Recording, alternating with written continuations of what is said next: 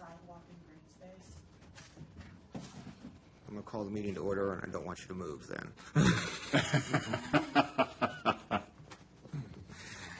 All right. This is June 8th. June 8th. You ready, Sherry? Yep. All right. I'll call the June 8th meeting of the Haymarket Planning Commission to order. Roll call, please. Here. Here. Here. Here. Here. Here. Here. All right, a couple of things to begin with. Welcome our newest Planning Commission member, Commissioner Leak.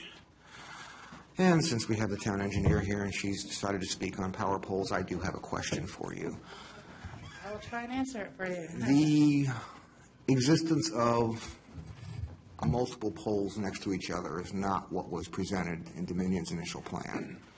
Are they going to, A, remove the original poles where they're transferring the lines from, and B, where did the extra street lights come from?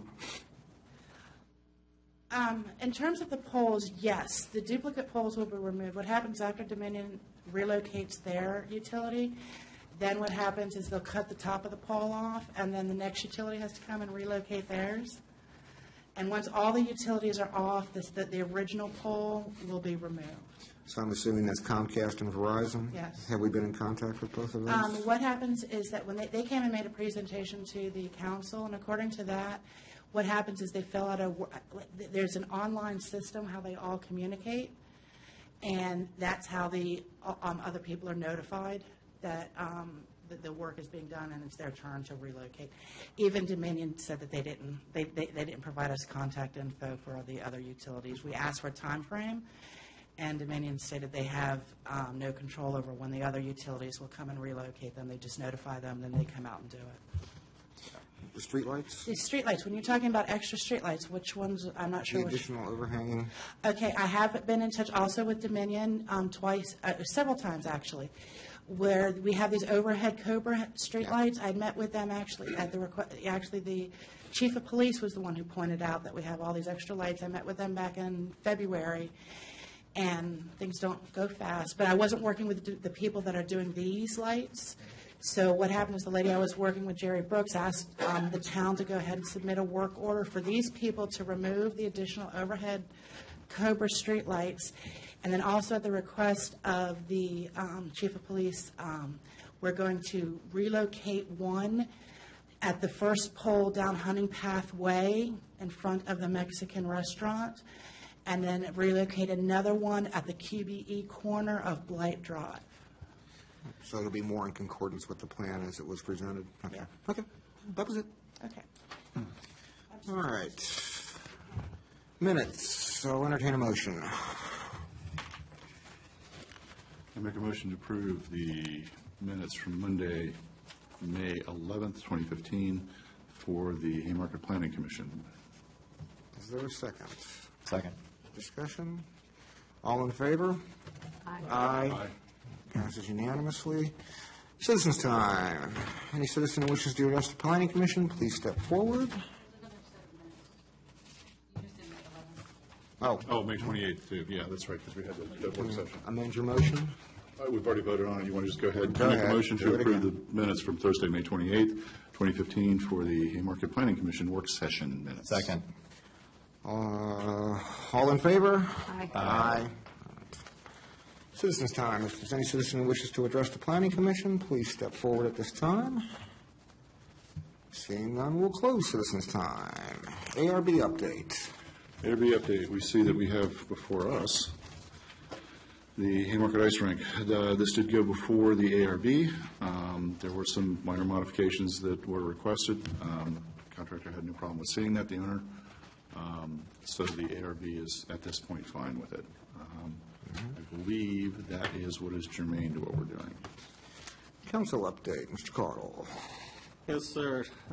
I did mention that to the council that I thought we had a very productive meeting on the 28th with regards to the Harover property, and that we basically eliminated plan number 3.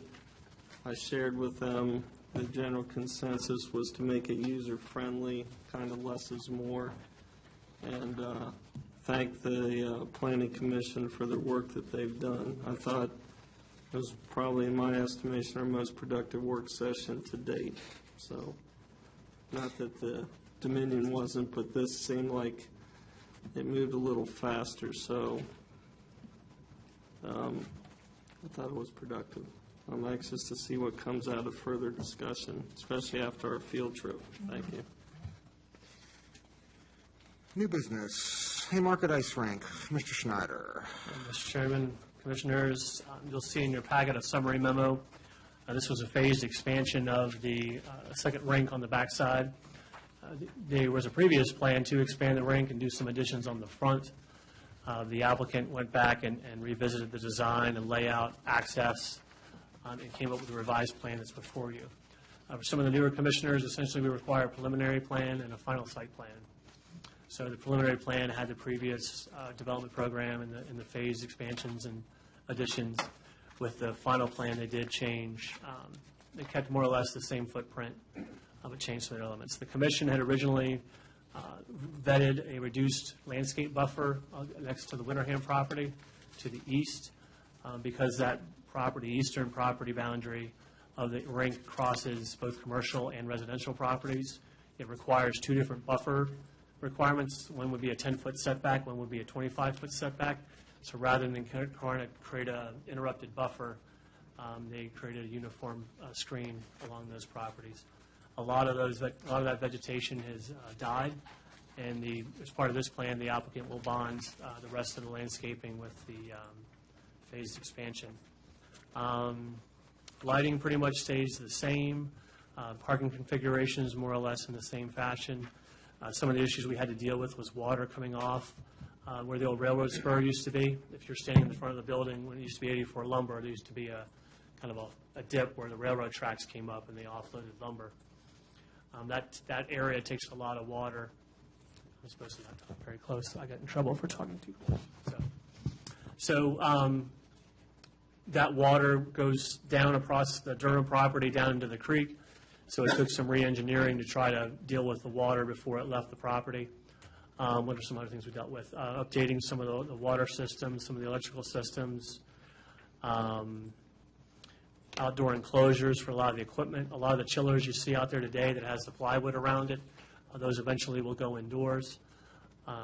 So it really is, I think, a better package than the original preliminary plan that came before you. So both Holly and I have given it our final blessing, and it's ready for your action this evening. Once you make your recommendation, we'll take it to the full council for a final vote. Thank you, Mr. Chairman. Is there anybody here for the applicant? The manager of the facilities here, Ron Evans. Would you like to address the planning commission with anything, or are you good? Anybody have any questions? I've got one, the age-old question that everybody asks. What are we going to do about noise buffers? Is that incorporated into the screening around the chillers and that? Correct. So with the chillers going inside, they'll be enclosed within the structure, and that'll reduce the amount of noise that's coming from those. And that is part of the construction plan, or is that at a later date, phased, or what? It's a later phase. So each rink will have its own chiller. The new addition that's going on, Ron, correct me if I'm wrong. Is that true? Okay, well, actually, let me have Ron come up and explain it to you then. Because we went through this with the ARB, I think it's supposed to be as part of it. And then, Okay. so just As each one comes online? Okay, okay. Yes, on the first phase, there's a second ice rink that will, Get you on record, in case somebody's watching.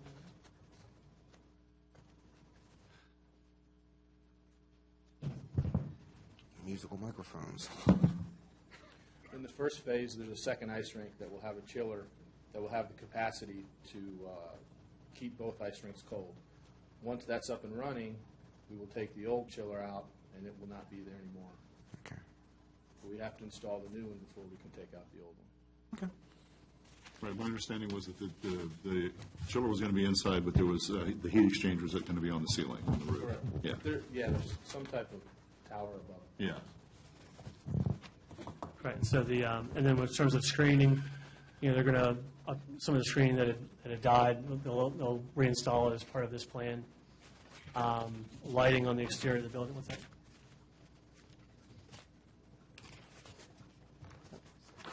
Oh, okay, correct.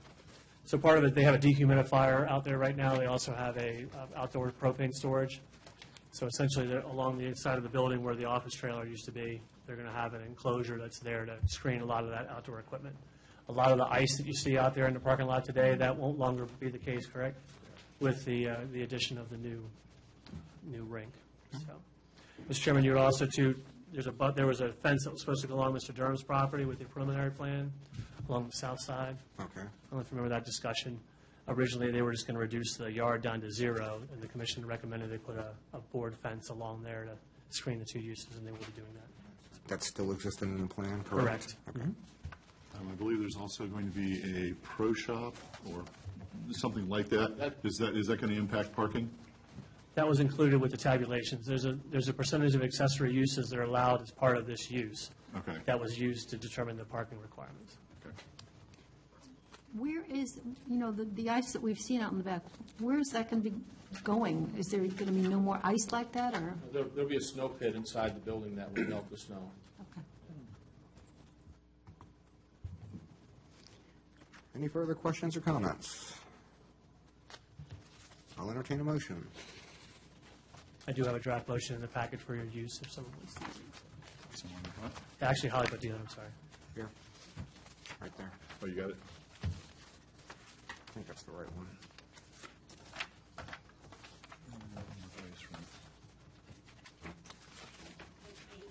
Yeah.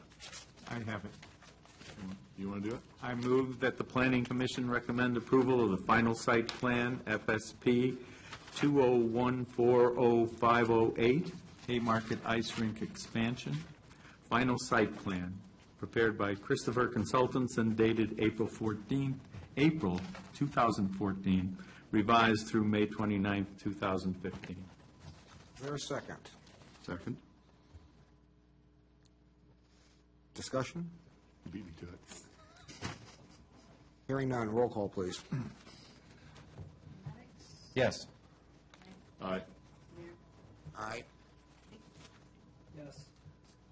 Yes. Yes. Yes. All right, moving along. Proper policy, Mr. Schneider. Thank you. Actually, real quick. This will go to the next month's council meeting. Thank you, Mr. Chairman. So last month, the consultant came and presented the proper policies for rezonings and the residential rezonings that occur in the town. The two recommendations by the commission was, one, to put in a public safety policy, which they did add, and you would also ask that they update the policy based on the the anticipated CIP that was going to be adopted by the council. Once the council adopted the CIP, was it earlier, I think 2 weeks ago, or a week ago, was when you adopted it. They went ahead and amended it to incorporate the latest numbers. So you have the most up-to-date proffer amounts, per unit proffer amounts going forward. So, Mr. Chairman, this does require a public hearing, so I would suggest, if you're comfortable with the content of the document, to go ahead and schedule a public hearing for next month.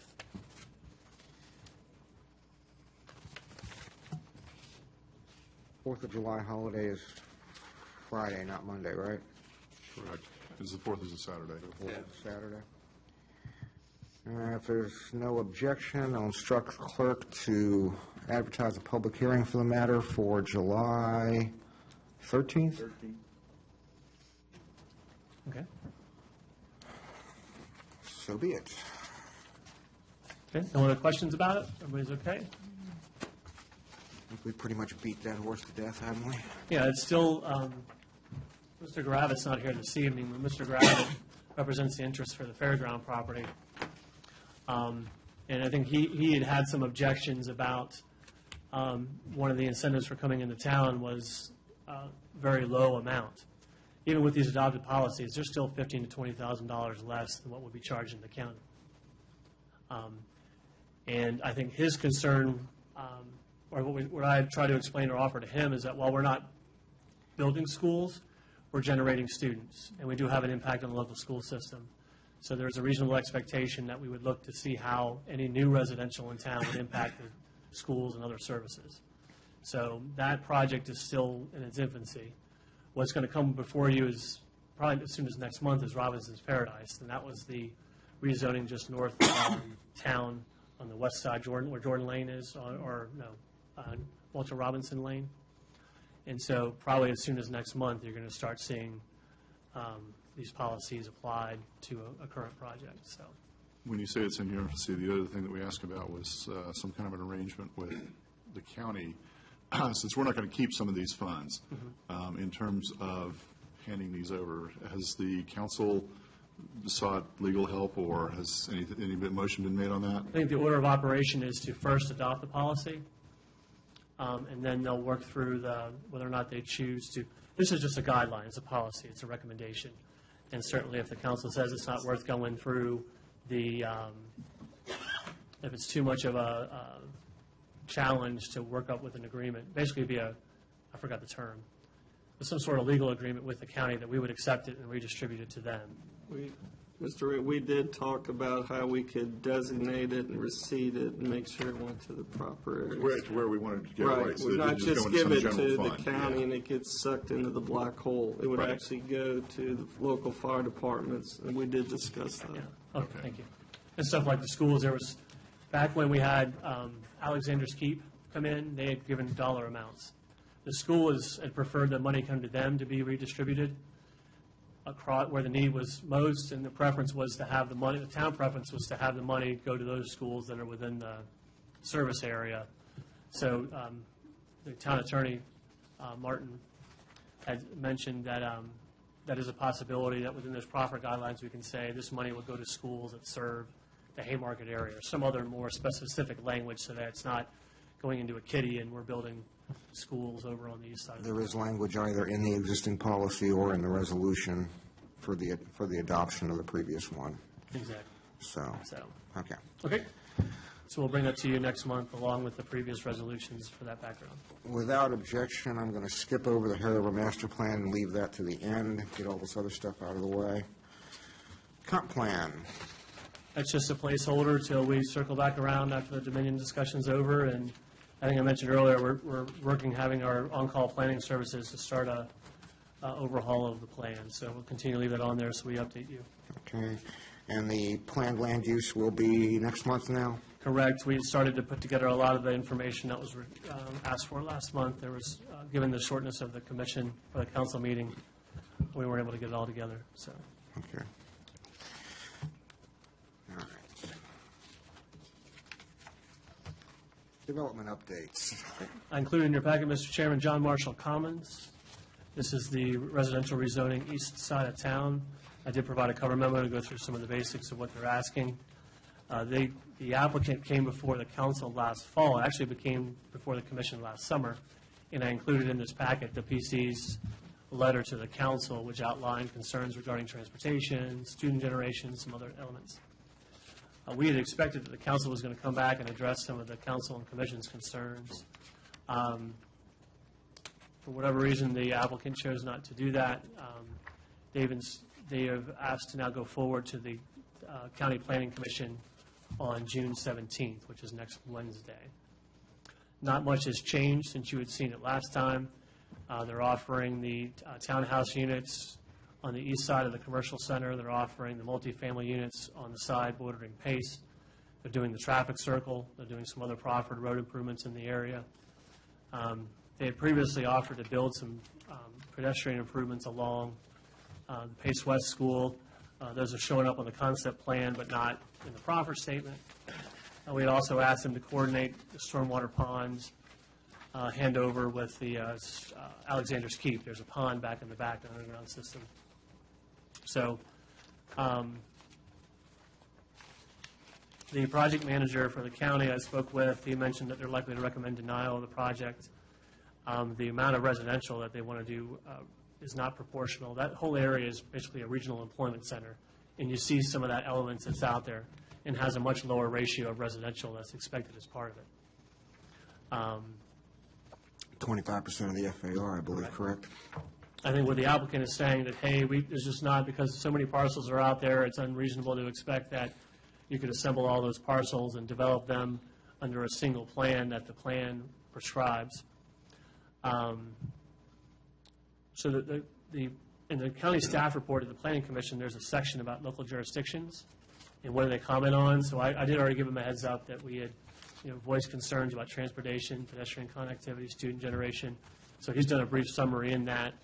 I'm going to provide a little more extensive letter based on the last commission discussion and some of the stuff that Holly and I had come up with, and send that to the district commissioner and also the rest of the commissioners on the council or on the board, or excuse me, on the commission. I get them all mixed up.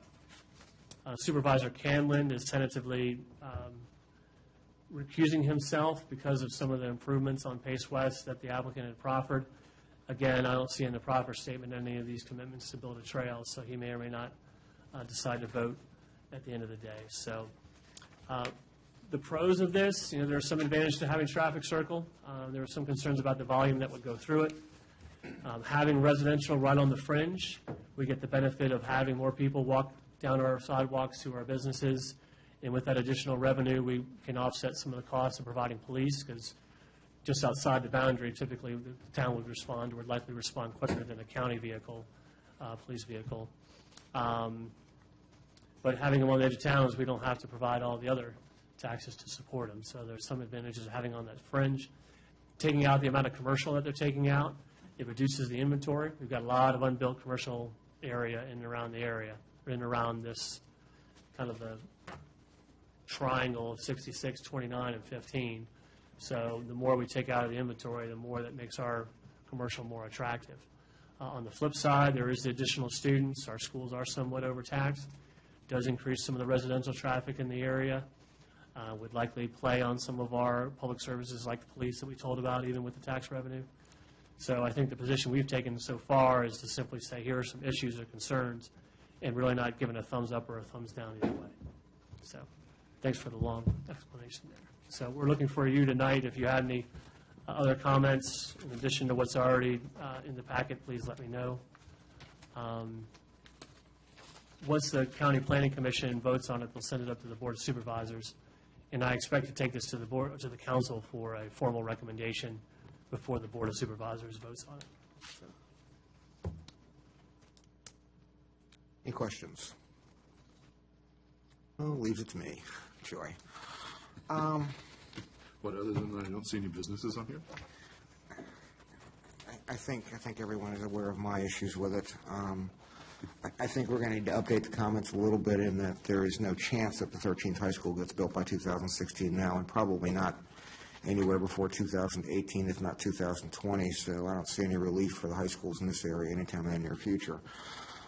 This is the 13th high school? The 13th will not be built by 2016 now. It's kind of hard to believe this is almost 2 years old now. Because of what's happened with budgeting and the school board CIP, that is no longer a even remote possibility. So we need to back that date out. I would back it out to at least 2018. I can pull up the CIP for the school board and determine the actual date. I've got it lying around somewhere in my office. Do you know the status of their development team at this point in time? Last time we met, they actually had legal representation and a builder. Is that still the case?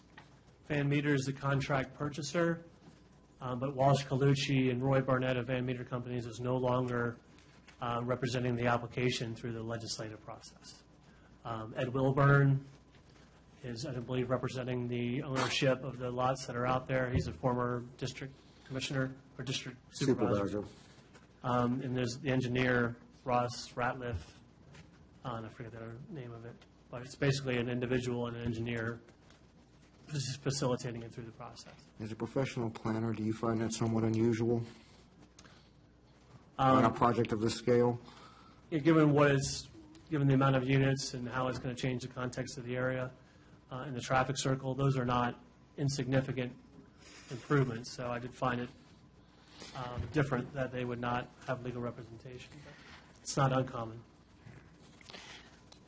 At this point in time, has anybody but the Planning Commission acted on this at this point? This Planning Commission with a recommendation? No, sir, the council was waiting for the applicant to come back when they were going to make a formal recommendation, and And they have not, and the They did meeting not is now come on the back. 16th.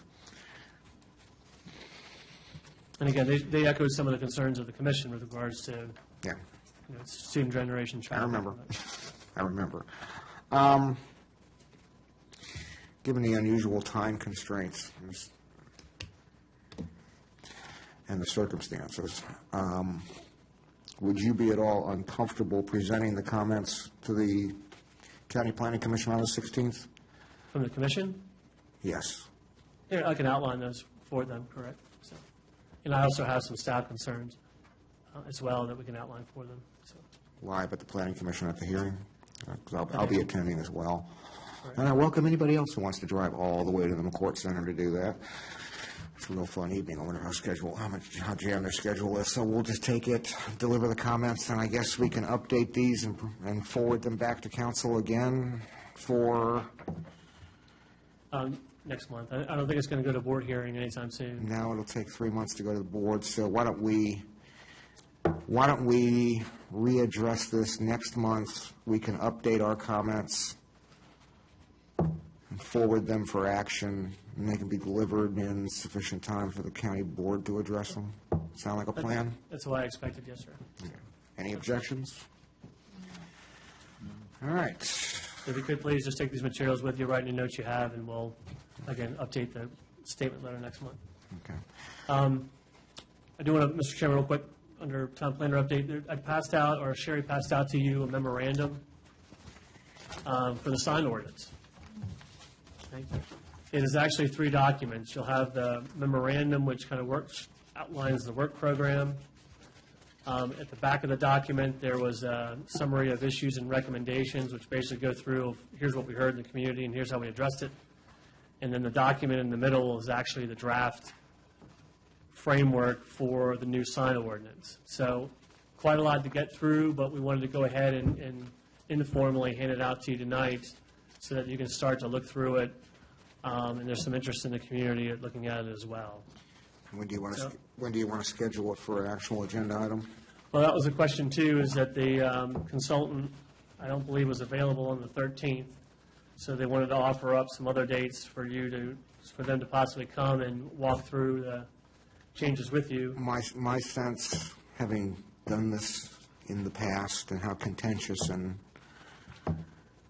detail-oriented it gets, I would suggest we actually have a separate work session strictly for the sign ordinance, especially given the scope and the, Oh, there's going to be some confusion. the contention. Yeah, there is going to be. Well, I think we all got to remember, this is a draft. Still in all, let's bang it out at the early It's a stage. draft, and so what they, as you, again, you're kind of reading them, what I would suggest you do is go to the summary that's in the back, read through that, then read through the ordinance, and then the top memo is just simply a kind of a status of where they are in the process of review as a task order. Before they get too much more deeply into it, I would strongly suggest that we hold a work session, invite the town council to attend as well, on one of their available dates, and try and get the most contentious issues out of the way. Well, I think too is they wanted to do a couple of things. They also wanted to do a community both staff it with you and answer questions, and also review it with the stakeholders. There's a lot of stakeholders they met with that have contributed to this document. We can do that at the So they public wanted hearing to knock it stage. out. Yeah, they wanted to knock it out. We can do presentation, public hearing stage at a regular meeting at a later date, but I'd rather get some of the minutia out of the way. Okay. But the consultant wanted to come and do all that in one day. So let's say during the early afternoon, they met with the stakeholders, got the feedback. They came to you that night, talked to you about the feedback they heard on this from the stakeholders, and then get your feedback. Make any amendments that they want to make, and then schedule that to hearing, if that's the way we want to go. I don't mind them coming in and having, I'm not opposed at all to having them do that. I just want our work session to be after they've met with the stakeholders. Okay. I think for them, it's just, rather than coming up multiple times, trips back and forth, and charging the task order, that they come and kind of knock it out all at once, so. Pick a date. Okay. So I looked through it. Essentially, the framework is it sets up the town in 3 different zones: a core commercial zone, a residential zone, and what they call basically I forget the term that they use, addressing the western side of town, the more audio-oriented natures of town. So You'll see the tables that are in there that seek to be a little more user-friendly. So I invite you to go through, they talk about painted signs, there's questions about painted signs, internally illuminated versus externally illuminated signs, size of signs. We used to tie it by numbers of business, you could have numbers of signs per business, now they're doing it more of a per building. So, again, a little bit to get through, don't fall asleep, but I think it does a good job of answering all the issues. And likely, a lot of these sizes will probably get a little bit bigger. But thank you, Mr. Chairman. Do you have any potential dates for this? Dates that they were available, I can send these out, but it was basically July 1, July 2nd, No. July 7th, July 16th, which is, you meet on that Monday, that would be a Thursday. Thursday, July 23rd. Monday, July 27th. Okay, so that's Monday, or Tuesday, July 28th. What was that, the 23rd of July? 23rd was a Thursday, and then the 28th was a Tuesday. Any preferences? 28th would be my birthday. 28th would be fine. So be it. Okay, And the clerk's office will notice appropriately. correct. Now, you're likely to, there has been interest in distributing this, people asking for the draft already. So, you It's a should. public document. Give it Well, to yeah, them. and you will expect to have people probably at those work sessions wanting to engage you on the elements of it, so. That's what it's for, as painful as it's going to be. Anything further? Sheets, we did the revised Chick-fil-A plans in today. I mentioned earlier, next month, you're likely to get Robinson's Paradise in. Sheets, we're reviewing the Sheets resubmission. Ice rink you've already dealt with. Haymarket self-storage we're dealing with. The master plan is in for this property, the engineering plan, which we're reviewing.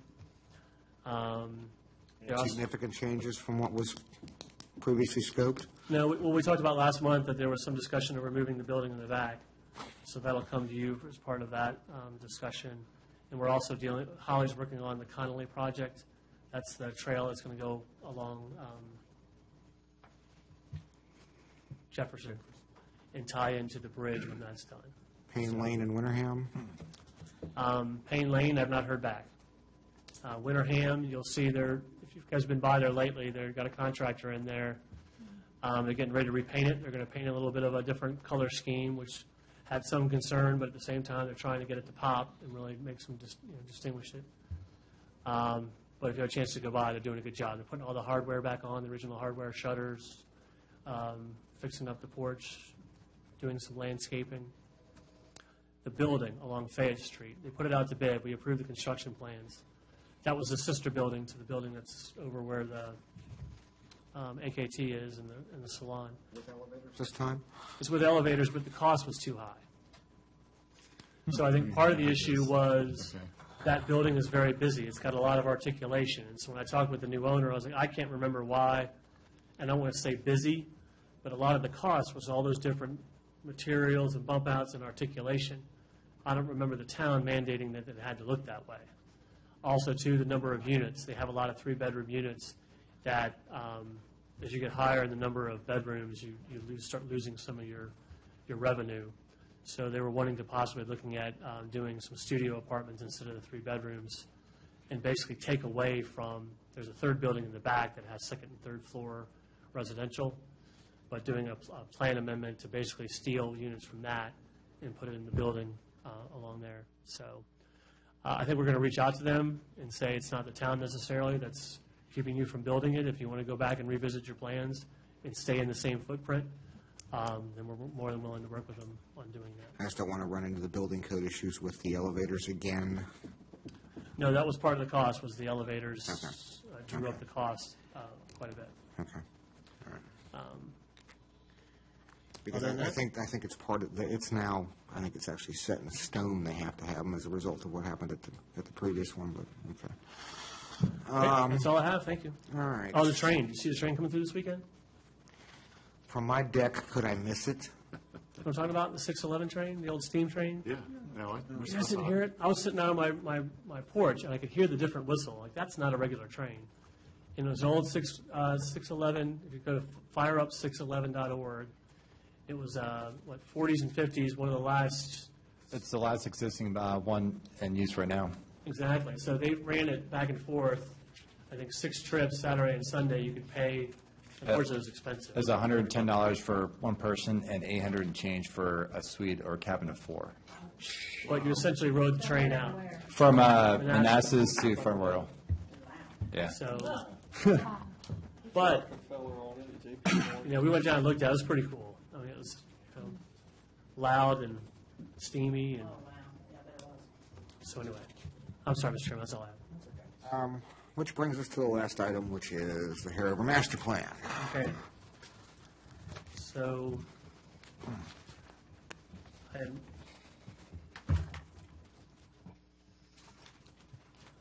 so last month we had talked about, or the work session, we talked about some basic elements in it, and I had intended to summarize that for you, and I was not able to get that ready for today. But I guess, as I recommended before, just agreeing on the elements. When I went back and talked to Brian, is if we narrow it down to the one plan, agree on those elements, then they'll go back and try to refine it more. So the things we talked about last month was no new public facilities or new construction. General consensus was on the pavilion, and some discussion about moving it farther away from the street and more up on the hill. Recreation elements to include playground, the trails. We had kind of the side conversations about the dog park and the community garden, but that was considered to be too busy, too much going on. But the key element was a playground, and then perhaps a more formal space for recreation. Less emphasis on the parking.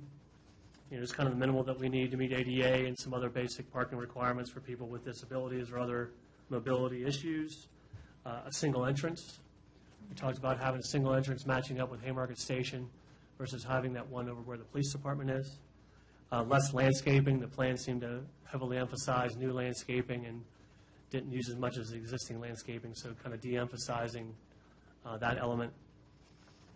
So really it would be a question now of whether or not to address the houses now or recommend on how to deal with that, or provide some concepts on how to deal with that.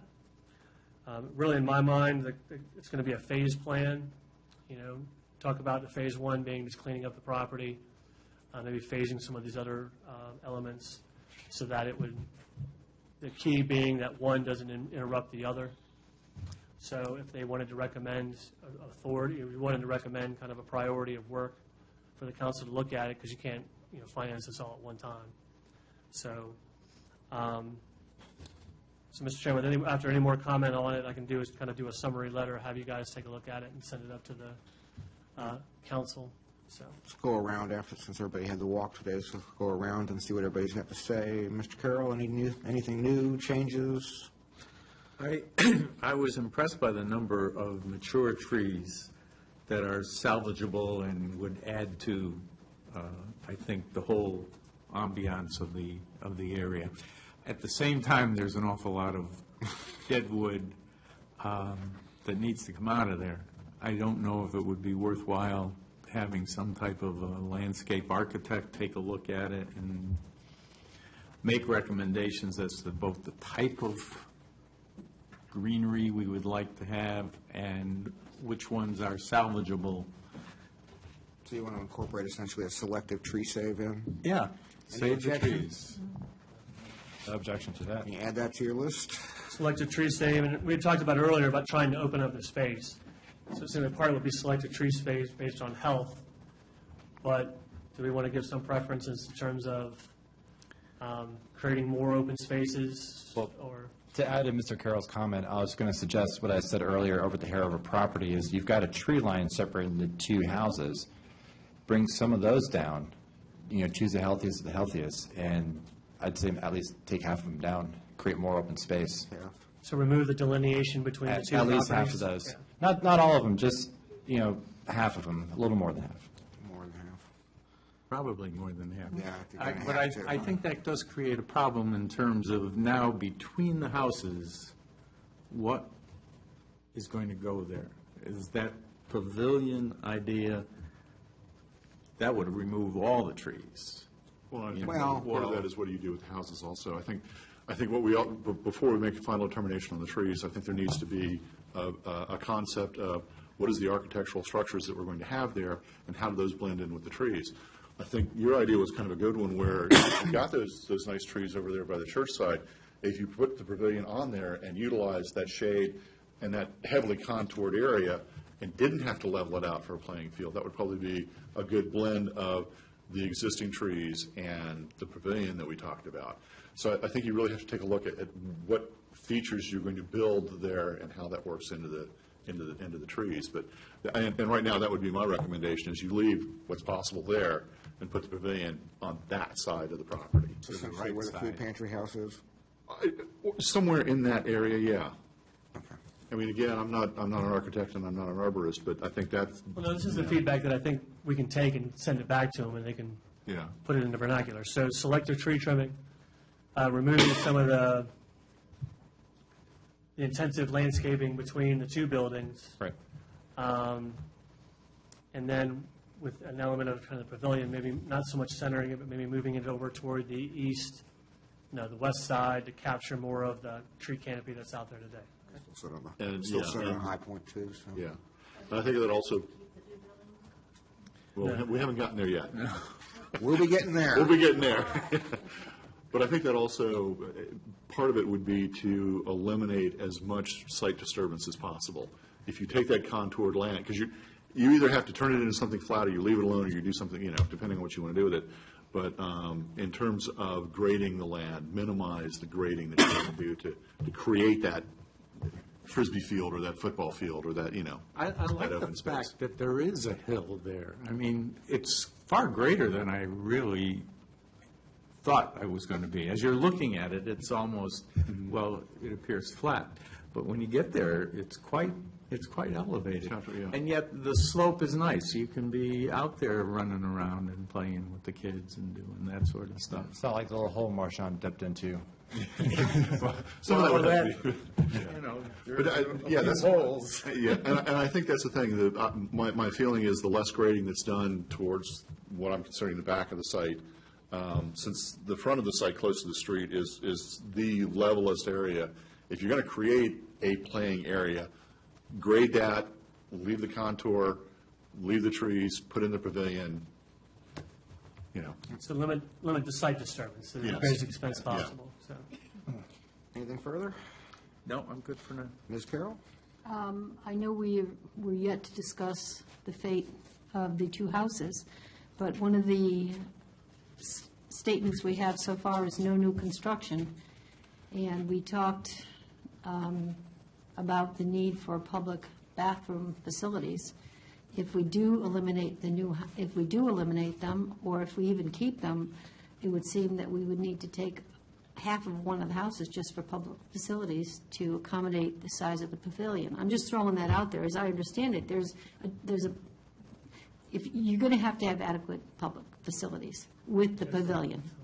So putting them in one of the old houses doesn't seem to me a good use of the old house in terms of it just eats up all the space. And again, that question about what do we do in houses is just looming out there.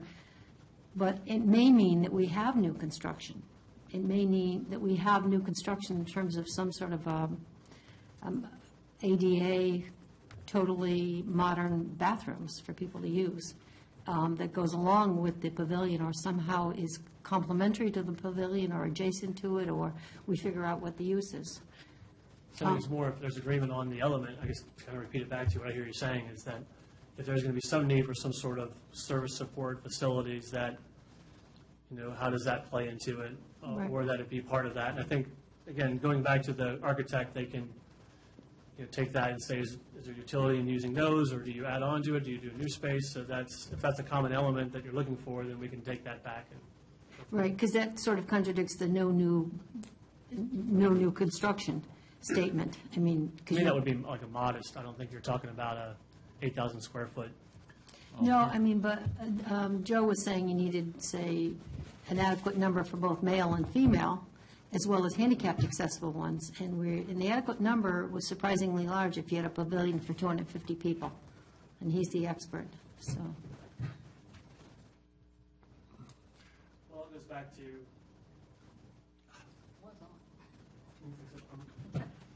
I think, Ms. Carl, that goes back to the size of the pavilion. Right. And maybe that's part of your discussion too. Do you want to say, some general capacity? We would like to, if the town is, 1,900 people now? You know, what's a reasonable? 250 is a huge number. Yeah, 250, that's, if you think of the fuck here, so maybe you just want to say that any pavilion will be proportional to what will be required to support it, Yeah, so. which is, yes. But it is a consideration. We have to have public facilities thought of in connection with it. You can't have one without the other. And in walking the property, I was surprised by how much more or less level space was to the back.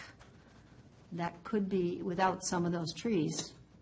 I mean, I'm sure you get balls stuck in the trees and all sorts of frisbees stuck in the tree now, but if we're going to do selective selection of the trees for what's appropriate for the space, perhaps we even think of that in terms of a flatter space as well, your big space, because that isn't, the slope isn't as conducive to, say, having a pickup game of ball or frisbee as the back flat space.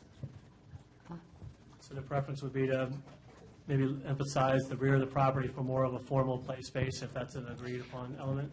Basically, to look at the way the land is configured with sloping and flat space now, and to do the minimum kind of regrading you have to do, and the best use of the space that you have and the grading that you have already in place, and the best use of the best trees so that you have that mature canopy as well, if I'm making sense. You are. So,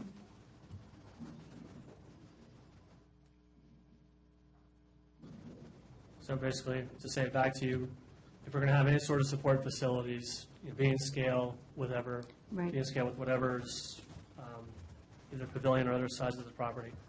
Look at minimum disturbances, or how to make better use of the less sloped areas on the property. Going back to your earlier comment about, or Ralph's comment about minimal disturbance, but also as part of looking at those areas that are more for kind of your flatter open areas, make sure that ties in with the existing canopy is what I heard. and one last thing, there is the high spot for the whole town there on the hill, and I'm not sure if we're going to end up putting anything there, but in some way, it seems to have something that acknowledges that this is a high spot in Haymarket. And I don't know where the best place for the pavilion is. Perhaps it's there, perhaps it isn't. Because if the pavilion goes too close to the Baptist church, there could be interference in what goes on at the church and what goes on at the pavilion. And we want to be good neighbors, I would think. It's important to be good neighbors for the location of places. So not too close to be I would- disturbance. Yeah, I wouldn't want nuisance. to, although I like the idea of utilizing the hill, I like Josh's idea of building into the hill. I'm not sure how that could be done, but perhaps somebody, a landscape architect, could give ideas of how to use the contours of the land most efficaciously to get our design elements. That's it for now. Caudle. Several thoughts. One, I think the town has a history of piecemealing projects where we take the path of least resistance. God, you sounding like me. Having walked through those houses, having helped the gentleman, Mr. Harover, move out of those houses, if we really wanted, this is my opinion, okay, and it may not be shared by all, I think those houses need to go. If you're going to balance that property, you've got the homes going in on the one side, you've got the homes in the back, you've got the church on the other side. If you slide it either direction, right, left, back, you're impacting residents. I don't see, just because something's old, I don't necessarily see it as historic. Walking through there, I don't see how, I think it would take a lot of money to renovate those, where if we build a nice single pavilion, opened it up, take the existing stone, and maybe build a fireplace, a big fireplace. I like what you said about, the stone, it would cost a lot. But just walking around those homes, they're all cut up, and I just think the cost outweighs the benefit of keeping them. And I think that's been the biggest reason that property sat in disarray for years, because no one wants to make a decision. Having lived in this town for a long time and interacting with a lot of people, I don't really think most people, and I could be corrected if I'm wrong, and I'm willing to be wrong, I don't think that many people really care about those homes, that people in the town. I don't think 250 for a pavilion is all that big. I teach classes of 45 students. That's only 5 times bigger than classes I teach. And if you think about building out the town, I don't think 250 is that big. I think also when we build this, we need to think about the future, not the present. If some of these other areas get built out, and like the restrooms, I mean, if we're going to do it, let's do it right. And let's make it to where it's, it's done right for the next 30, 40, 50 years. If somebody could show me personally a plan that incorporated one of those homes, but if you leave one, then it doesn't balance out the property. I just don't see it happening. So those are my thoughts. I'm going to dovetail on that a little bit. Before we move on, so. No, we're not moving on. Hold on. So, just looking at some of the notes I have on is, just more kind of background, a piecemeal, concerns about cost of renovation, using existing, if the buildings were not to be kept, that reuse the materials as part of other elements of the site. Preference to a larger capacity would be, is not necessarily, 250 is not considered a daunting figure, I guess, is what I would say.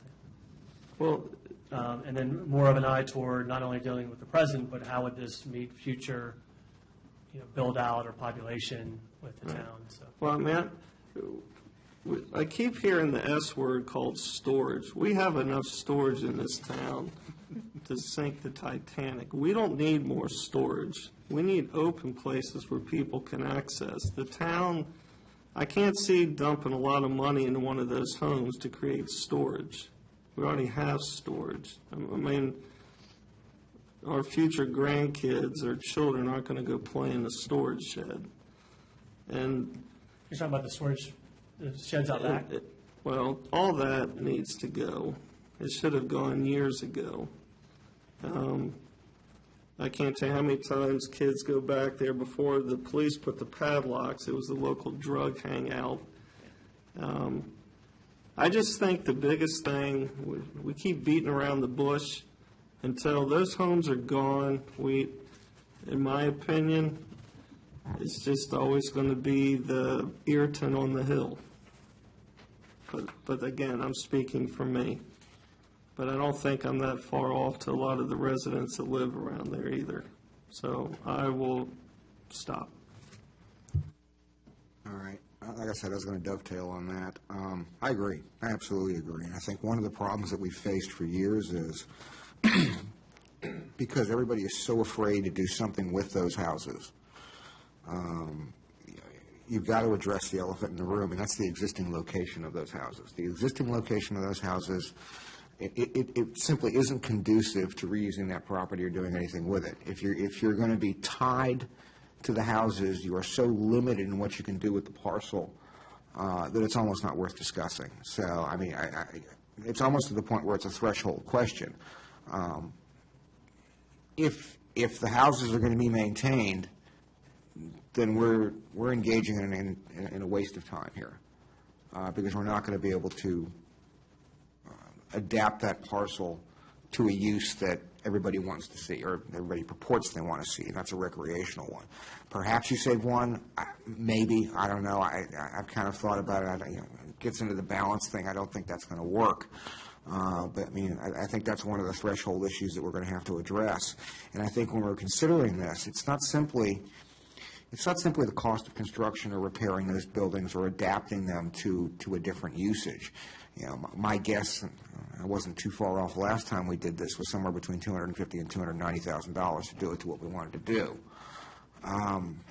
But that's not the only cost. You've got an aggregate maintenance cost that extends over years. You've got, because of the construction of those homes, you're always going to be perennially painting it, maintaining it, repairing it, rewiring it, whatever, which is expected. But also, if you're going to maintain a structure of that type, you're going to have to staff it, or you're going to have staffing to address it.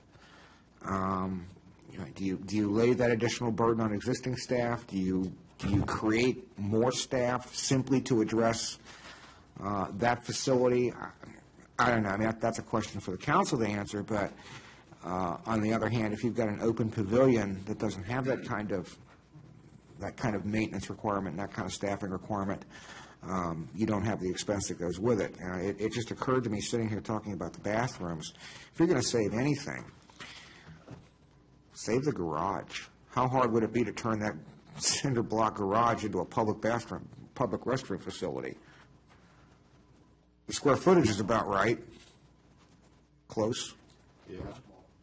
You think? Yeah. Because we have to put, almost 15 stalls? I'd like to see what the code on that is. I haven't looked it up. Well, just the handicap stalls, if I can interject, just a handicap stall is going to chew up a 7 by 5. Yeah, 7 by 5 foot area.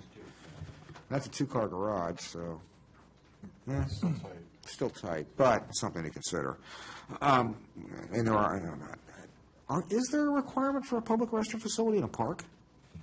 That I'd have to look into. I don't think there is one in the Virginia If code. it's a function facility, you'd be remiss not to. If you're going to have any kind of events there, you want porta johns there all the time? No. So even though it's not code, it's still a An public amenity, amenity. yeah. Well, it goes back to, too, looking at the long-range policies, there was some sort of support element with it. So. Yeah, okay. Well, that was my 2 cents to dovetail on that. Mr. Leek?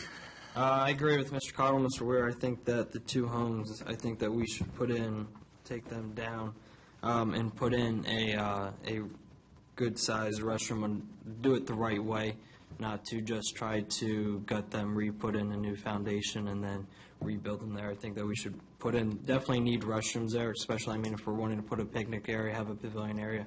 I don't think we should have porta johns. I think it should be a restroom. I think it should be put in and done the right way.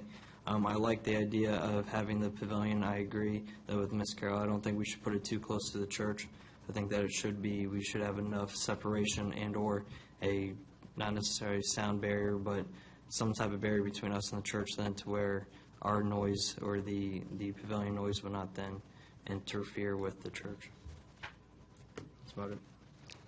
Marshawn, could you do me a favor when you're working on this? Could you research the status? I'm 99.9% sure that Phil tapped into public water. I'm positive it's on public water. I'm about 85% sure that that's on public sewer. For both or one? Just Phil's old house, the PD. I know the other one's not. Well, I want to say with the water that they just put in at the pantry, that's coming. Did they tap? I believe they did. They did. I don't think Not the PD, but the pantry did. But we'll verify it for you. We can check. One of those. I could have sworn that Phil tapped into. We'll He either verify. tapped, We'll he either clarify. tapped or he paid the tap fee. One of the two. Something like $27,000. But could you check the status on that? Sure. Because I'm getting old and don't remember as much anymore. Mr. Ring. I think we have to take, and I would advocate bringing both houses down, and all of the attendant structures. I don't think that bathrooms are going to fit in a two-car garage. Kind of doubt that. Cozy, European. No, oh, yeah, no, I've had women walk into men's rooms and men walk into, I do a lot with the military. It's unisex, yeah. If I may, if you were to use the bathrooms in the garage, as you had suggested, the earthwork to get the plumbing underneath the structure, you'd underpin the structure. You'd Yeah, have that. forget it. It's pretty much gone. It's just a thought. I hadn't really thought it out. Yeah, but again, if you, it's not just the staffing issue and the maintenance issue and the ongoing, it's an old building, it's not designed for public use, it's designed for single family, all of that kind of thing. If the overall idea is to have an open space that is easily utilized, if you use those buildings, you're probably going to put a door on it, you're probably going to lock it, which means that somebody's got to schedule it, you can't have an ad hoc event. You can't, the Girl Scouts, it rains on the Girl Scouts. Girl Scouts have got to call town hall, and somebody's got to open it up and go up there. So if the intent truly is to have an open, accessible, passive space, having a locked door between you and a residence does not facilitate that.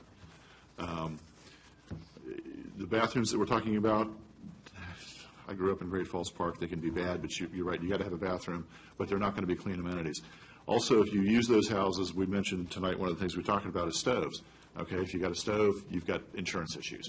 You've got all kinds of issues with that. Cleaning the hood if it's a commercial kitchen. Right, all of I don't that. think, So, that wasn't a suggestion, but I understand your point. yeah. Well, I believe somebody brought it up. So it depends on the amenities that you put in there. The more the amenities that you put in there, you're going to have deposit fees. You're going to have scheduling issues. You're going to have a barrier between easy access and utilization of the space. And truly the idea is to utilize that space to have somebody walk up there, easily use it, not have to schedule it, not have to deal with staff, et cetera. I think that's, my thought was that's the idea that we wanted to go with that space, is to have it easily accessible, easily usable, very few barriers to its use. So I don't think the houses fit that use. The pavilion does. Certainly providing bathrooms for that is, even if not required by code, is certainly a desirable amenity, and probably not that much more of an expense, probably less of an expense than trying to refurb those houses. Any way you look at it, we've seen all kinds of numbers. Buy a prefab unit. Yeah, at a minimum, I think it's going to be $200,000 to renovate one of those houses. Keep bringing that up. The cost that came from the consultant, sorry to interrupt you, to upgrade the pantry in place, they're estimating $142,700. To upgrade it and move it elsewhere was $247,000. To demolish and harvest the pantry was $39,000. For the PD, upgrade in place was $154,000. Upgrade and move and upgrade, $265,000. Harvest and demo would be $40,000. So really, the upgrade in place numbers are, below $200,000 of what they had estimated. So that's kind of the numbers we came from the consultant. Standpoint, however, we've heard that in the past, and when we bid it out, the 150 consultant's estimate doubled as a conservative guess. Nobody really knows. No, we did actually get firm numbers, and it ran anyway, depending on which bid you looked at. It was anywhere from Would it not 240 or also, 290 to 480 or 490, something like that. wouldn't it also be based somewhat on what you saw as the aim of those buildings? What are they there for? If you're talking about spending that much money to have a restroom, and that seems to be what the purpose that everyone is saying, that's what the buildings would be, I think you could probably do it for less. And I would say too, if you just took one of our homes and did a kitchen remodel and you did it right, you're talking 10, 12 grand. If you redid, that's on the low end. If you did a bathroom remodel, you're talking, 7 or 8 grand. So I guess my point, I would really challenge those numbers if they're anywhere near accurate to renovate a whole entire house. Well, look through, there's Well, I've looked quite through it. extensive, the stuff that's there. I'm sorry, I have some thoughts I'll offer on the end, but I'm sorry, we cut you off. Sorry. So- And you're mentioning harvesting, and I think that's a good idea. And you mentioned the stone for a fireplace, although you have to be really careful with that. If that stone absorbs water, it will explode if you put it in a fireplace. But certainly, harvesting the materials there, doing something appropriate with them, whether that's turning it into some kind of a flagstone walkway or whatever it is. But I think that would be a good idea to harvest some of those materials and reutilize them in whatever construction is put there. I think that's well worth the expense. If I could piggyback on your comments, one thing I would like this board to consider, if you do determine that the building should go, there is a market out there for people that will buy the house and move it off your site for you. You have a new actually task discussed order. No, yeah, it's kind of an interesting, Yeah. you kind of have to find the right person to do that. But yeah, that's Yeah. certainly an option you offer. Yeah, and we had even talked about if somebody will take it from us, and save us the demo If costs. they're willing to buy it, buy it. Well, My part bad. of the deal, you can harvest the stone, which wouldn't travel with the house. Right. And then move the house. Yeah. You get your Yeah. cake and you eat it too.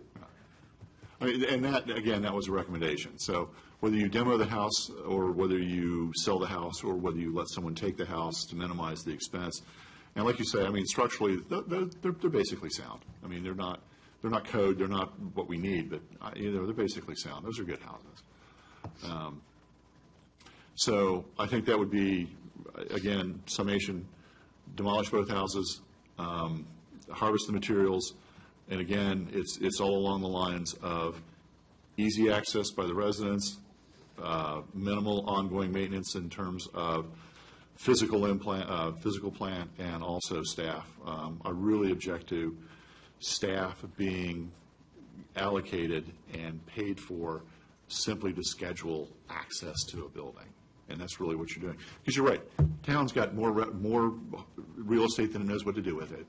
You don't need more administrative space. You don't need more storage space. The town does not need more space. Those are my comments. Josh? I'll keep it quick. I agree with everyone. Simply, all we need to do is start from scratch. Whether we keep one house or the other, or even both, we subject ourselves to extra cost, vandalism, safety issues, insurance. I've mentioned that a few times in previous meetings and so forth. Start out fresh, take out whatever trees we need. We have the plumbing and facilities in place to foster a restroom, at least 2. I don't think we need 20 restrooms for a 250-person pavilion. And then just build it from there. Let's not plan 15 different amenities to have on this one piece of property. Let's start from scratch, build 1 or 2 key pieces, and then build it up as time goes along. This way, everyone has input, and once they've been on the property and say, well, it'd be nice to have a little picnic area here, or this would be great for Frisbee golf, or this would be fun, for, I don't know, playing catch or playing soccer in the field. So everyone echoed my concerns and my thoughts. I don't need to repeat them. That's where I stand right now. Sir? Here's another thing I would like the planning commission to consider. What's the timeline of doing this? We've been talking about doing that property for at least a decade. Well, I think Originally, let me finish that. Originally, the church he offered it to the church. The church turned it down. So then he sold it, the town bought it, and let's suppose for just a second we could find somebody to buy one of those homes and move it. What's the timeline? Is it a year, 24 months? And then we just push this. In my estimation, the town wants to see something like 5 years ago. Mr. Carl, I agree with you. You don't want to end up having a view like we do right now across the street from Town Hall, is, houses that are on the brink of collapse, self-collapse and destruction. And to the point, too, of waiting for someone to pick up the homes and move them. We can say 6 months, but then there'll be a waiver here and there. I would say, unless someone comes by within 30 days, once we get through all this, and they decide, hey, I'm interested in the house, and I'm going to get it off within 6 months, just get rid of it. It's not worth the patience and the time and the constraints that the town would have to have as a burden otherwise. Having having lived this for more than a decade. The timeline is driven by two things. One, having a plan. We don't have one. Well, that's the point That's of what, this exercise. well, I'll get to that. And that's the point of this exercise. But we've had similar exercises, and it always bogs down when it gets to the town council. The other portion of it is budget. So until we put something together that the town council can, A, agree on, and B, be willing to adopt, and then C, budget, nothing's going to happen. But the timeline, the only way that we can incrementally move the timeline forward is for us to get our work done and kick it out, and then it's out of our hands. But I think that's why we need to consider all of these factors and make it tight. I only had one other thing that I wanted to kind of emphasize, because I think it's gone underemphasized. Just, it's one of those things that nobody really thinks about. The one thing I hate about every one of the renderings that they've delivered is the access roadways and the parking layout. If indeed the thought is to make this essentially a more passive, more open space sort of recreational area, I would like to emphasize, pick one entrance, I don't care which. I think it makes more sense to do it by putting it across from Coach Way.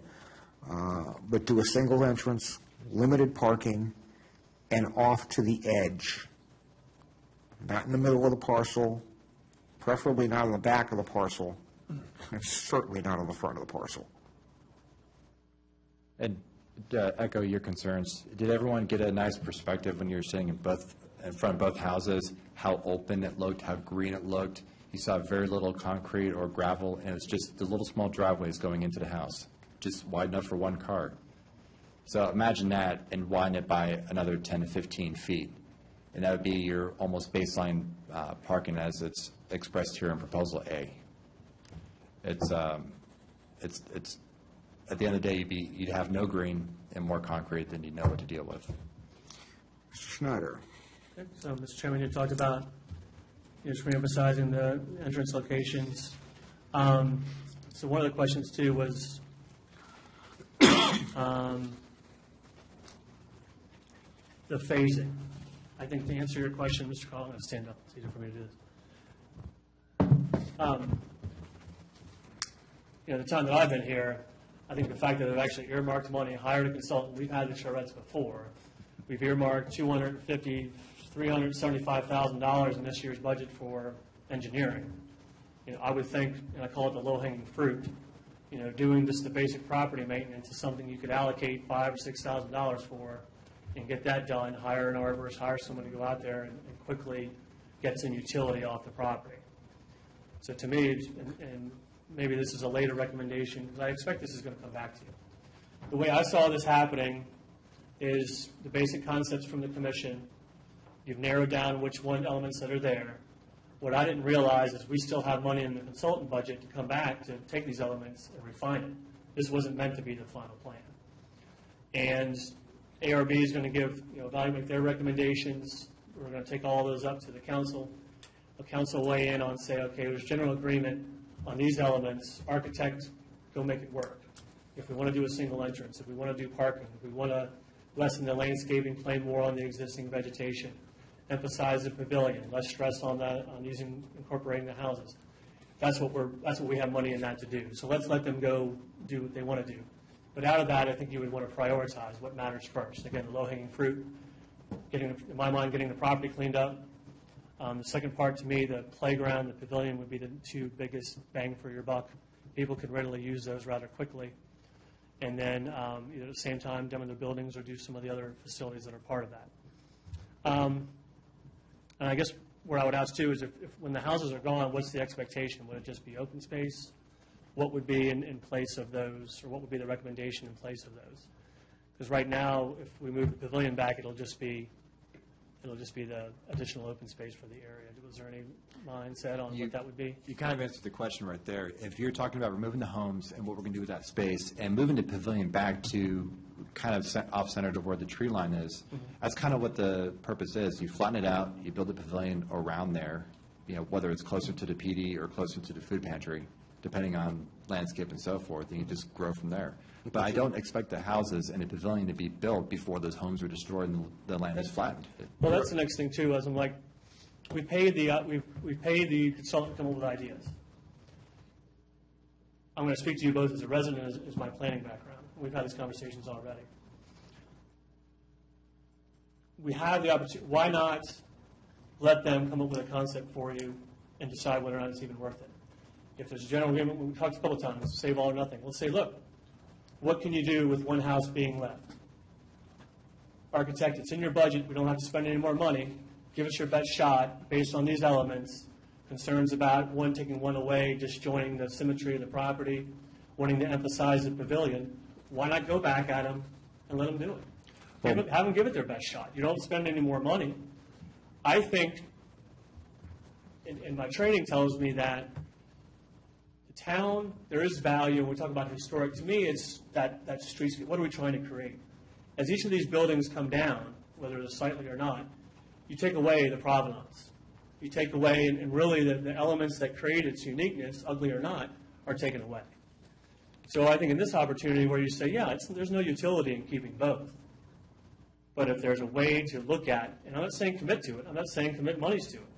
What I'm suggesting is have the consultant take their best shot at it.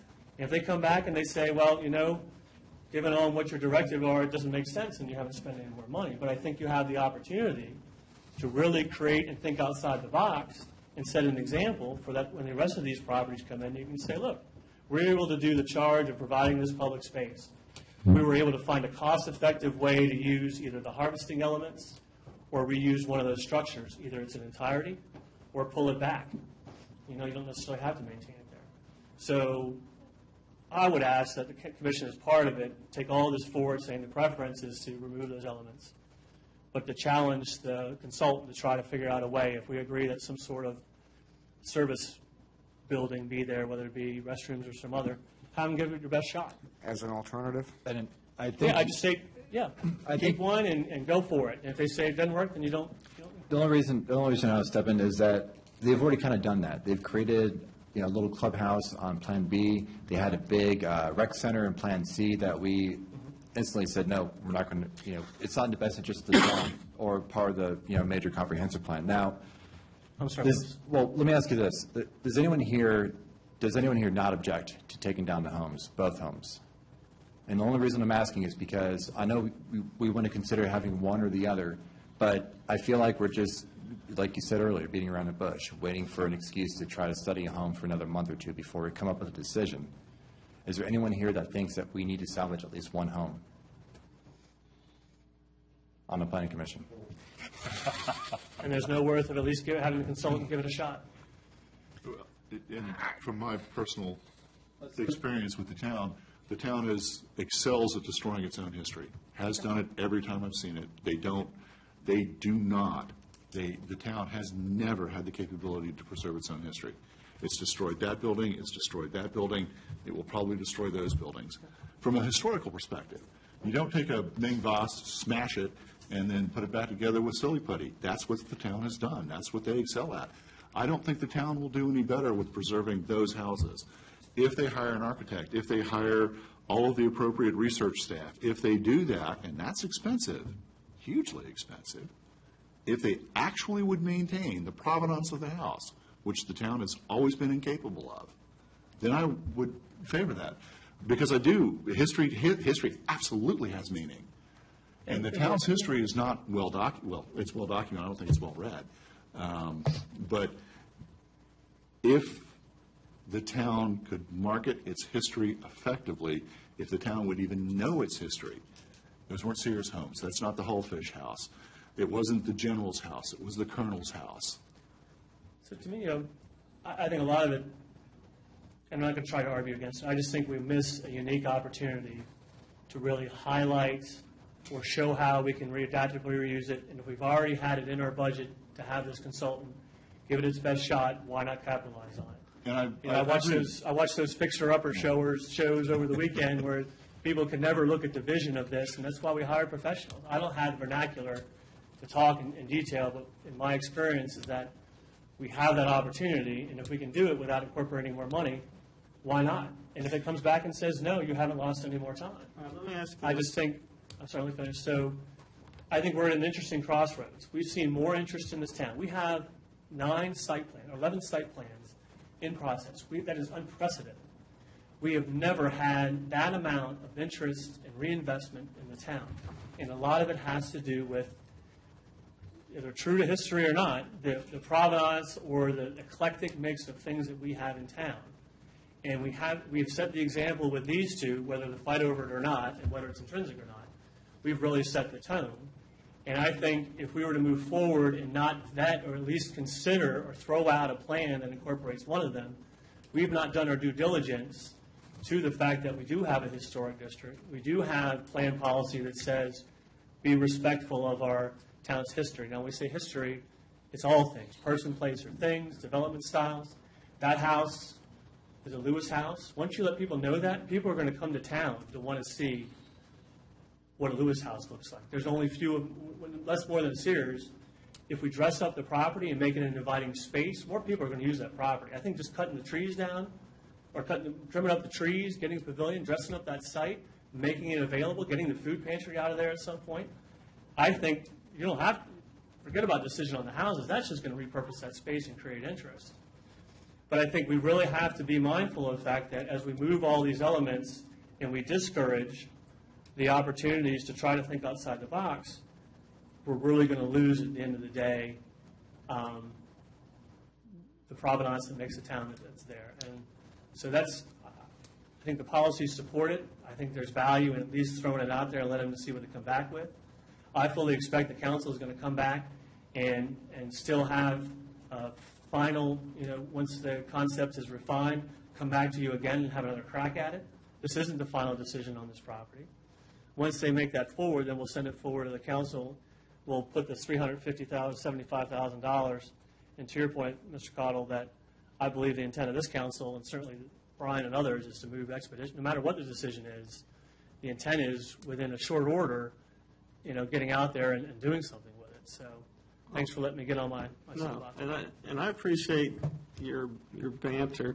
I can tell the planning commission, the town council definitely wants to do something with that property. I think the town council is as frustrated as a lot of people sitting up at this dais that we're still talking about the same old, same old. So I think the planning commission and town council are pretty much in unison. We want to do something here. Okay, you make a good argument because once you tear them down, they're gone forever. If you could go back and say, we're going to take one, show us a pavilion, all the elements that we've said we would like to see, with saving one, how you could tie it in. I guess it's taken 15 years, what's another 30 days? But this thing, somewhere along the line, a decision has to be made, and we need to do something, because we're all going to be dead, and we're still going to be debating, and those homes are going to be a pile of rubble. And my kids are going to be, I'm at They're the gonna prime be age. gone. I'm at the prime to make it relevant. No, you and I are probably the only ones, your kids are older, right?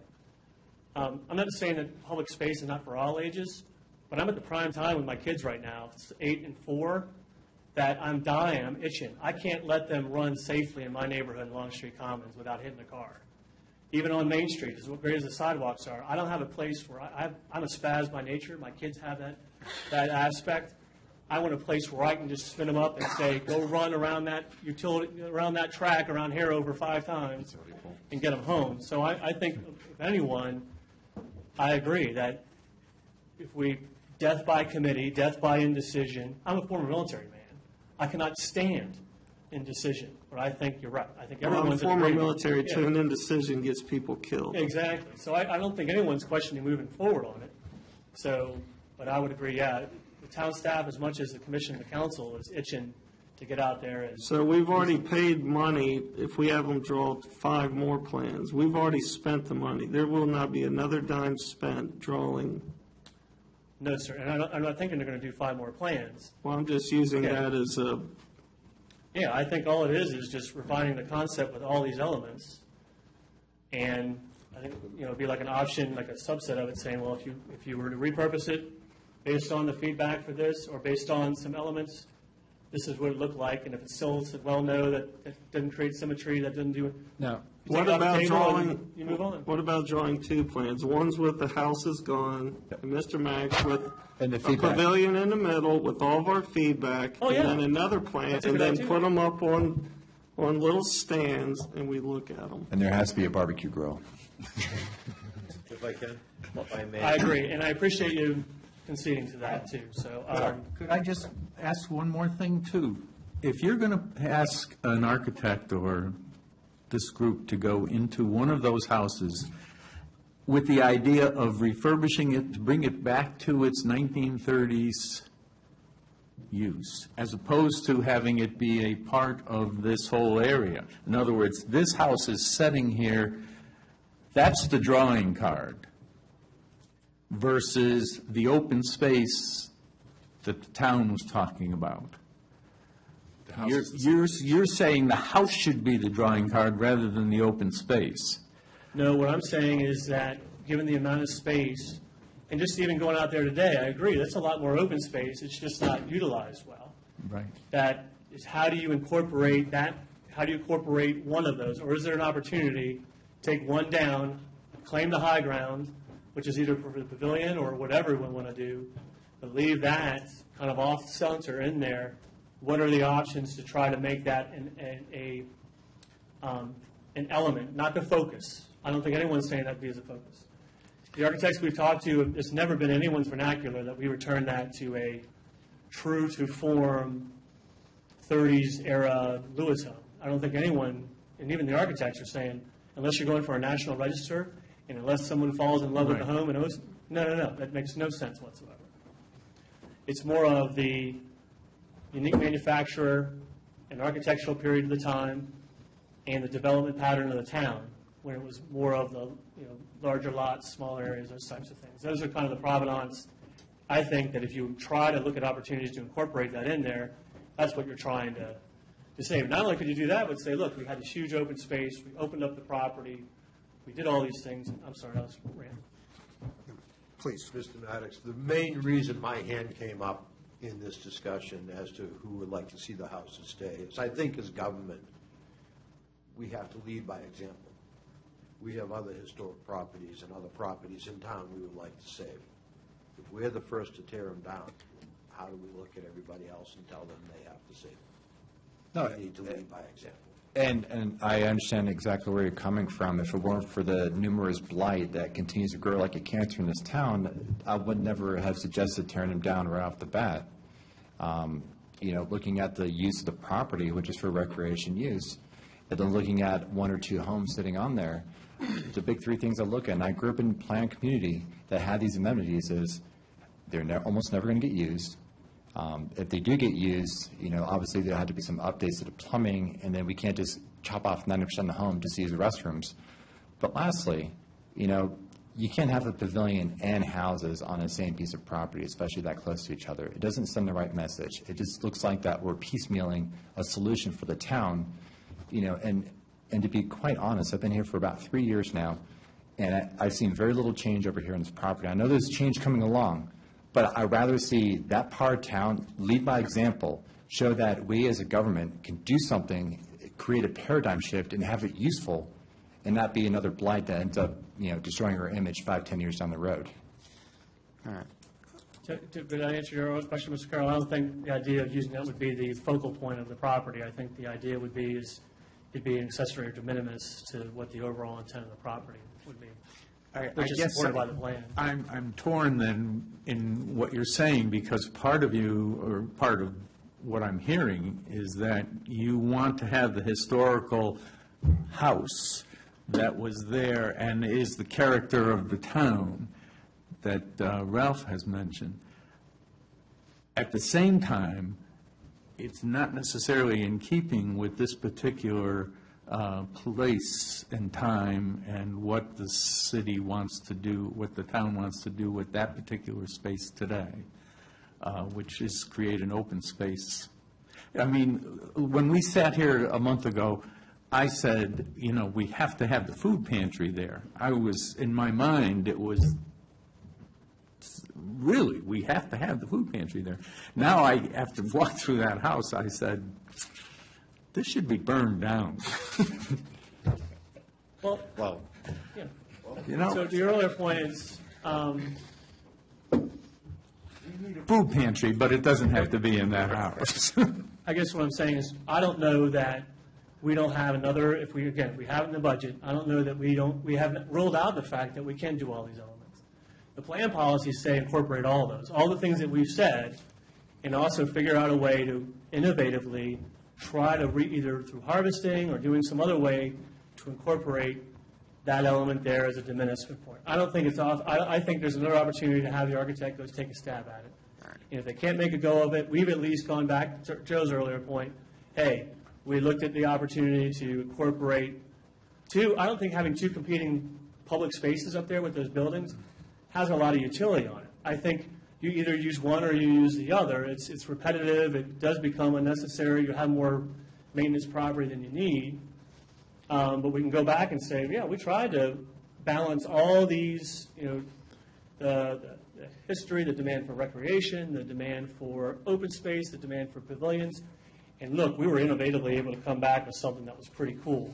And if it doesn't come back that way, saying, look, we vetted it all. Here's the plans that we vetted.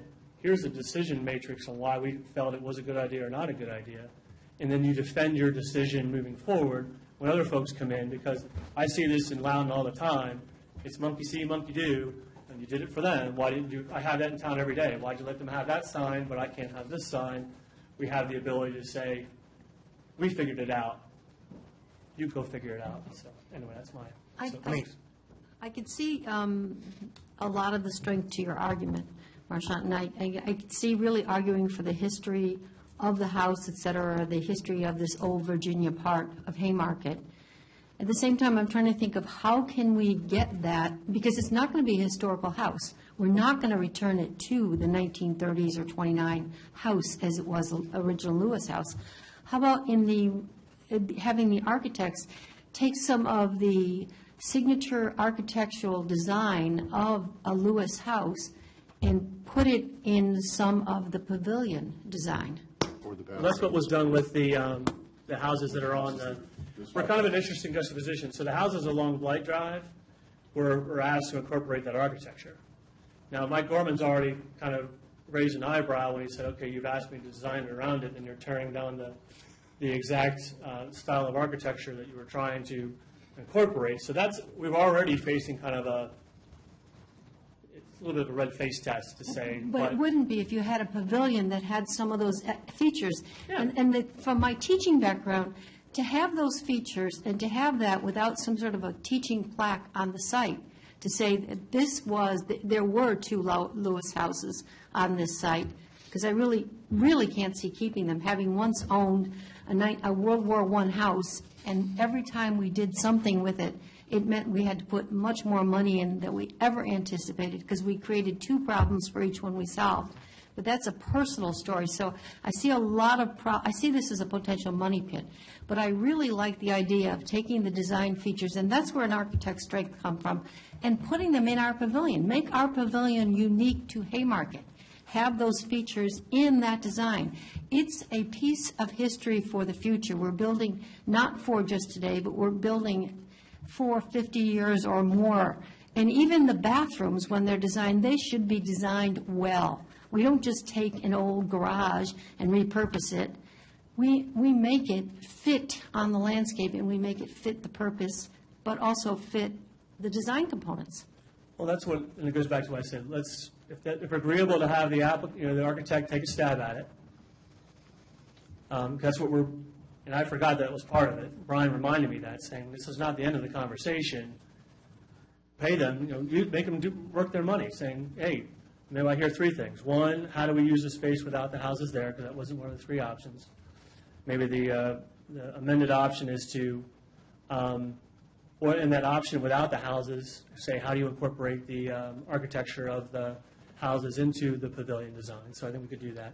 And the other one would be, and again, if it doesn't cost us any more money, based on what we would need that building to function as preliminarily, how do you make that that work and just put it in front of you, and if that just reinforces your decision that it's not a good idea, then you have the backup to say it's not there. And Michelle, real quick, is there a way we can get a 3D perspective with the redrawings? Because I think that would kind of give us a more realistic look and approach as opposed to looking at blue and red rooftops. Yeah, I can go to Brian and see if that's in there. Because we can see from, whether it's from, Washington Street or whether it's from the angle of the church, kind of how the property will look, looking uphill from the base. We can or probably do looking is top-down. elevations. I'm not sure, some of that software, but yeah, we can ask if they can do that. Scott? And I fully suspect is once you go into engineering, once you make all the decisions and go into engineering, we're going to bring that engineering plan back by you, and we're probably going to have to move some of these elements around. Can I ask you a question? What is your timeline as a town manager? When would you like to see something done? As a You've town asked planner? us, when would you, Can I refine that As a slightly? planner, or as a Sure. resident or both? no, is it, If I can refine that Sure. slightly, I think, because what we're talking about in terms of pavilion or demolition of the buildings, that's a long-term plan. I think Marchand's got a good point. He wants a place for his kids to play. Can we do some site grading now? Can we do a playground amenities now? Can we advertise that this space is available for use now? So in terms of what we're talking about, this goes back to what's the plan? What do we do first? I think first, we open it up to the passive recreation. That can be done pretty much, you're looking. You asked me, no, I'm saying yes. I'm thinking we already have 375 allocated. Yeah. If part of the side recommendation is you say, okay, here's some concepts for the master plan, the long-range plan, we would expect this to happen in 5 years. Council also look at taking money from this 375,000 and estimate how it would cost to do these things, how much it would cost to take all the outbuildings down or take the houses down, trim the trees, cut the grass,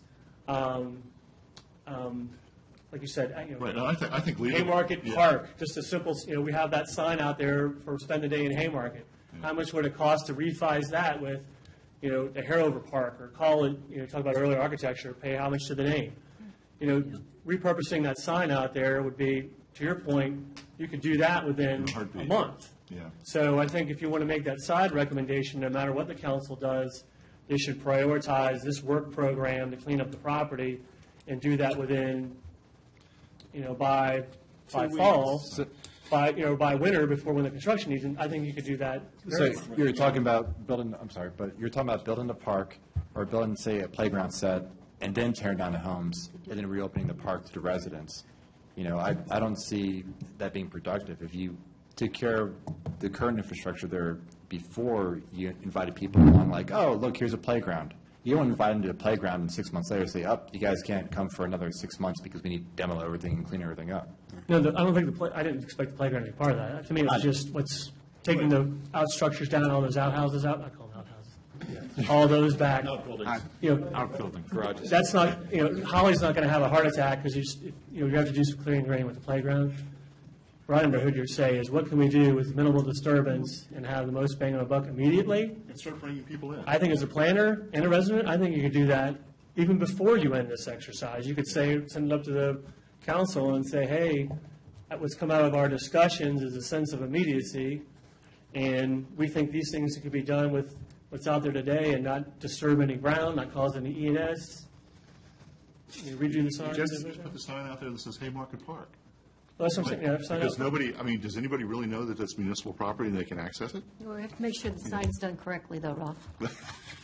Oh, believe me. Oh, the signs, that's going to be. And that's another point too, is that exactly, it's an immediate safety and insurance issue. So you open it to the kids, especially young kids that are under 12 years of age who don't know what they're doing half the time. Oh yeah, let's go run around the house, run around the I food would- pantry, and then trip over like a handcart. I would Or look at it just the opposite, that you got more eyes on the property. it's irresponsible to open up any part of that property, the back part of that property where the houses are, until that's taken care of from an insurance All right, perspective. we're getting ahead of ourselves. Let me tell you what. I'm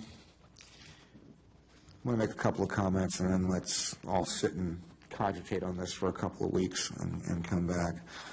I'd like to thank Ms. Carroll for stealing my thunder. That's exactly what I was going to say. ordinance? No, with the, sign ordinance is another issue. But a couple of thoughts. Lead by example. You're right. You're damn right. This town is never led by example. I think I'm one of the last people that was still around when the town bought the property. I think I'm not even sure how I voted on it at that point in time, to be honest with you. I was here when the property was. I mean, when the sale actually went through, when I was sitting up here. And every time a discussion of this property comes along, we get to this stage, or somewhere approximating this stage, and then inertia takes over. And it's always the same argument. We can't do this because. We can't do that because. We can't pursue this particular course because. We have to save the houses. We have to set an example for the other people. And I think it's time to set another example, because I'm looking right out that door right now, and I see a garage that's falling down on itself, and immediately behind it another house with no roof. And it's been that way since I moved to this town. So the question is, which example do you want to set? Do you want to set the example of continuing to maintain structures that, quite frankly, have no use? Or do you want to take the bull by the horns and actually do something about it? Whether it's rebuild it completely or it's tear it down. And in this case, I suggest everybody here wants to tear it down. Does that set the example that these other people want to see, or these other people need to get off the stick and do something themselves? I mean, it's just a personal thought on my part. Marshawn, I'm more than happy to entertain or instructions to the consultant to come up with two plans, one featuring one house and one featuring none. But it gets back to my initial comment. I've visualized it, I've thought it over, and it keeps coming down to the same thing. The structures as they are and where they are seem to conflict with what the vision of the town was when they bought the property and what the express vision of the residents has been since we bought the property, and that's passive recreation, in my view. I mean, and there are going to be differing views on that. I don't want to get into I don't want us to be making a decision or forwarding a recommendation based on, we need to save at least one of the houses to make a point. I'm tired of making points. If it's going to somehow inhibit the actual use and enjoyment of the property by the residents of the town, I think that's a greater priority than making a point that we're saving a house for its historic value or purported historic value. That's my personal thoughts, and I don't expect anybody to ascribe to them, but, it's time to move ahead and get this thing going. And if step one to getting it going is for this group to put together a plan or a recommendation, then that's what I'd like to see, and I'd like to see it rather quickly. But are we going to readdress this again with instructions next month, or are you going to instruct the consultants now, or? Well, no, we still need to, ultimately the council will do that back. So Okay. I think what I need to do is do a summary letter of the discussion. To the council? Summary letter of the council, we can either do that next month, or let me talk with Brian on how to best get that together. Okay. And then I think the ARB next week is also going to take a stab at the concepts as well. Okay. And I then, speak on part of the council. Is there any way you can get that letter so we can get it to us early, so we can act on it, so when we meet as a planning commission next time, we have two drawings rather than push it back another month? Because I can tell you, the council wants something done. well, what we can do is I can do a report to the council. Let me figure out I got to figure out I understand your point, we're trying to say, get it to the council as quickly as possible. And if it's the point where you need feedback from the council to say, go direct the consultant to do that, then we can do that too. Well, I mean, I just need to talk with Brian on how we have our contract set well, up. to me, if the money's already been spent, then it's as simple as picking up the phone tomorrow and say, here's what these people want, get the drawings. Okay. I mean, I'm always pick up the I'm phone. always nervous, and get the if it takes us drawings. going to the council and saying that's where the commission is, we can do that too. So, Well, I'll go out yes. on a limb for the council, pick up the phone and get us 2 drawings. Is there any objection from this body? None. All right, there you go. Okay. Okay. I think you guys are making command decisions. I mean, don't sell yourself short. I think this discussion alone, I've never seen this discussion go so far. As No, it has. usually ends at basketball court. Well, and that's the thing before, there was a lot of indecision about it. I still think you should push the issue of trying to do, I keep call it the low-hanging fruit. I think there's some things that we can do. That's So, post, yeah. that's post-developing a plan. Let's develop a plan first, and then we'll get to the, Well, it goes back to phasing. What could you do immediately, and what do you else phase out? And again, I appreciate you at least honoring the concept of doing another one, and I think that's a decision in of itself. Taking one down, if that's a decision ultimately is made, or taking both down, I think that's a decision in itself, to your point, so. Okay. All Is there right. be anything else for the, I have nothing else. I'll entertain a motion. Motion to adjourn? Is there a second? All in favor? Aye. Aye.